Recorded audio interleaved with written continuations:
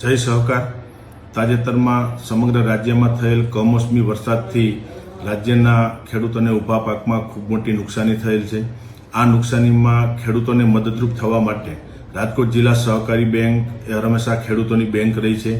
રાજકોટ અને મોરબી જિલ્લાના મંડળી મારફત બેંક સાથે જોડાયેલા 2,25,000થી વધુ ખેડૂત સભાસદોને આજે બેંકના બોર્ડ ઓફ ડિરેક્ટરે નિર્ણય કર્યો છે કે હેક્ટરે 12,500 અને વધુમાં વધુ 65,000 રૂપિયા સુધીની કૃષિ લોન 0% 1 પણ રૂપિયો વ્યાજ લીધા વગર 1 વર્ષની મુદત માટે આપવાનો આજે બેંકે નિર્ણય કર્યો છે, એની જાહેરાત કરું છું।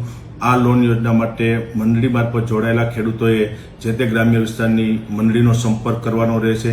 વધારાના કોઈ પણ કાગળ આપ્યા વિના જે પ્રમાણે આપણે ધિરાણ મેળવ્યું છે એ પ્રમાણેની પ્રોસેસ ત્યાં મંડળી મારફત કરી અને આ ધિરાણ વધારાનું છે મેળવી શકશે। આ માટે અમે 1,300 કરોડ રૂપિયાની જોગવાઈ કરી છે।